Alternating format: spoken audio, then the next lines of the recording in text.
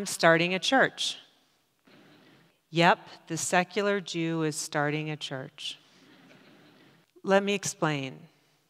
There are nervous systems that need saving. I am a canary in the coal mine.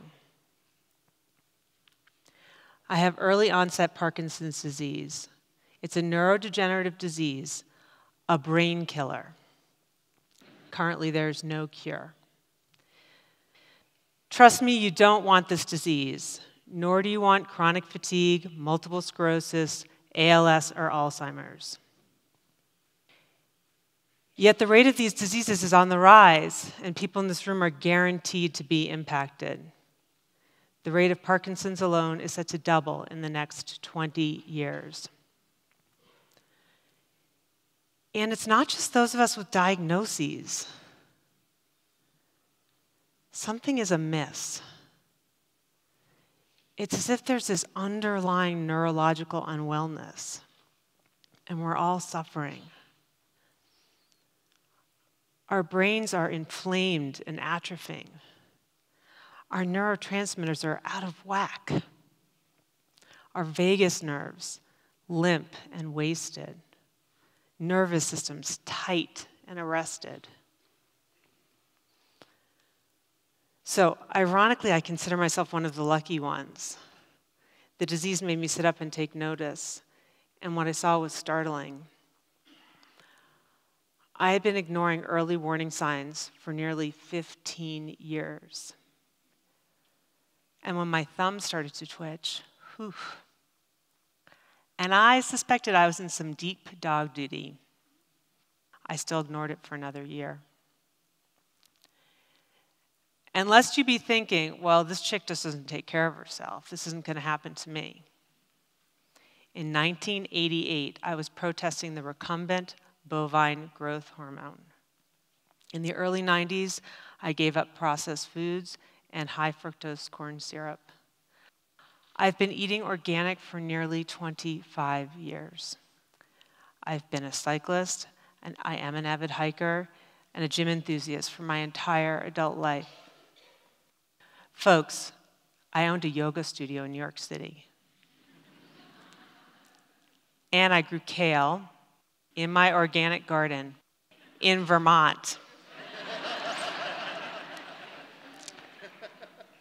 Yeah, so I'm not buying it. I needed a map. If I could get a systems view of neurological illness, things might make more sense for me. As good fortune would have it, I came across beautiful, brilliant maps that other people had created. And so I just strung those together to see what I could learn. And what I learned was really exciting. Reality is neurology. And our neurology is dynamic. It's adaptive. It's deeply intelligent and wise.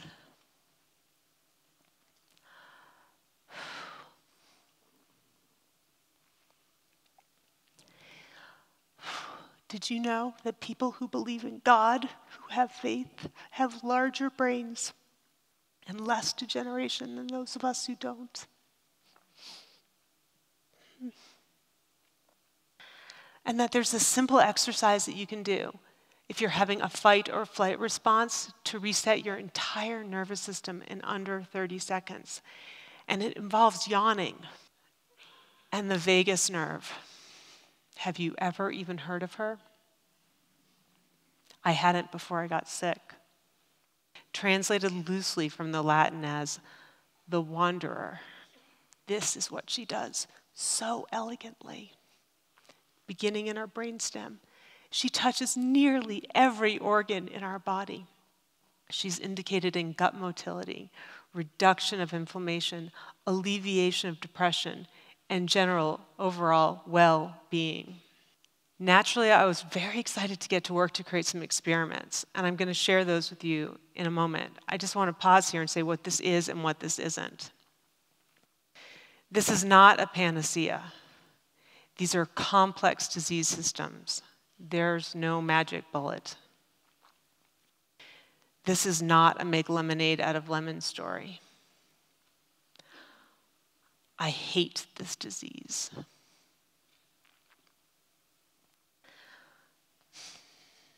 This is sort of a parallel planes of reality story, like pulling into the slow lane on a mountain pass or driving in the cars only lane on the Jersey Turnpike.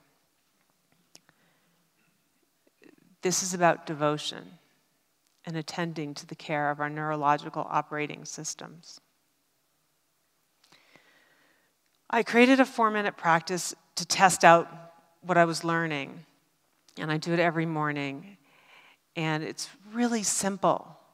It's things like gargling with tap water and taking a cold shower and deep diaphragmatic breathing while smiling, all things to tone the vagus nerve. One of my favorites is vigorous head scratching, and I thought we'd try it together briefly here. And you all are at an advantage. Presumably, many of you have 2 working hands, and I got 1. So let's see how we do here. And don't worry about how your hair looks. This is going to make you feel good, okay? So you're going to scratch your head really vigorously. You can open your mouth and get your eyebrows. Really dig in there. Okay, good. Get faster, faster. Woohoo! Nicely done. So do this every morning for 2 minutes for the rest of your life.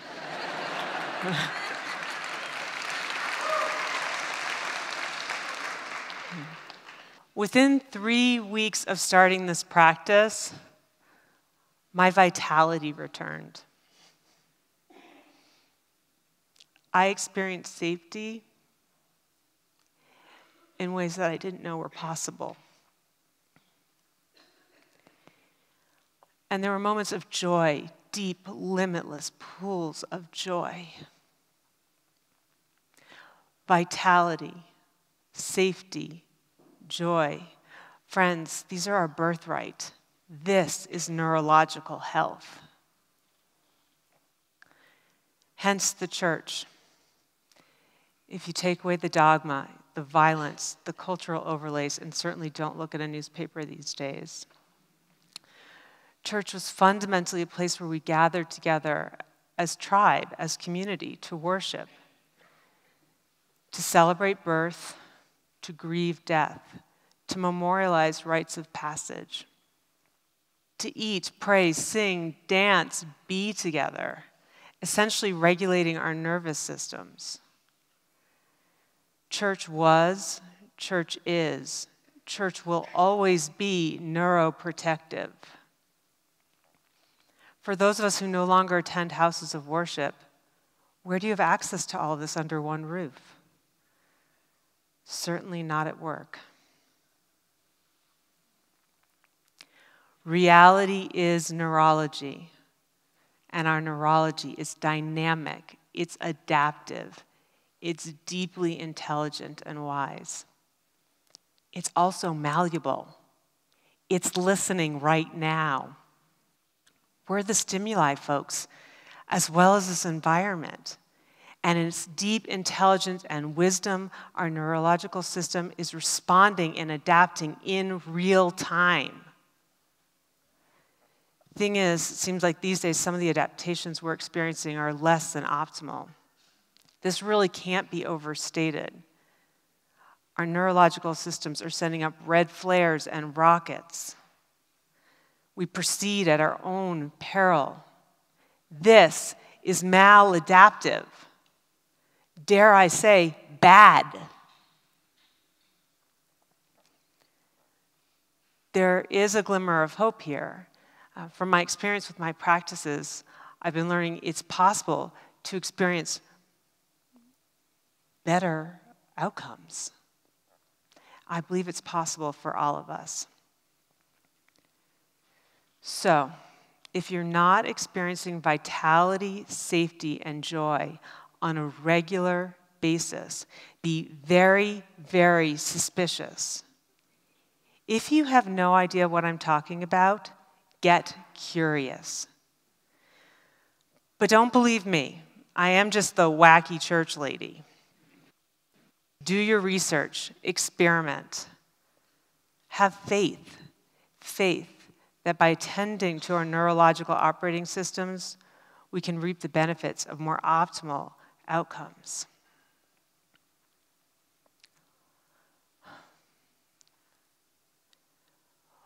What I am learning is that it's possible to be both chronically ill and deeply, vibrantly alive. I'm so eager for all of you to join us in feeling this alive.